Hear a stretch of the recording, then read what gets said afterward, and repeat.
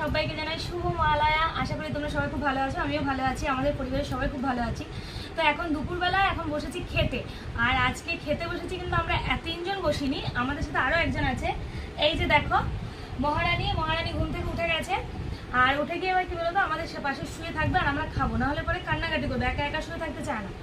তো চলো চটজলদি দেখিয়ে দিই আজকে মহালয়ার দিন কি কি মেনু হয়েছে। তো এখানে দেখো ভাত রয়েছে, তিনজনের ভাত বেড়ে নিয়েছি।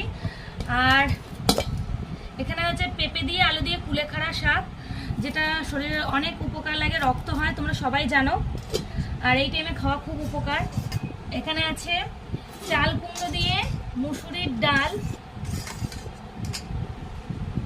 আর এখানে আছে চিংড়ি মাছের তরকারি, আলু দিয়ে একটুখানি গামাখা তরকারি করেছি, দেখতেই পাচ্ছ চিংড়ি মাছের। এই হচ্ছে আজকে আমাদের মহালয়ার স্পেশাল মেনু।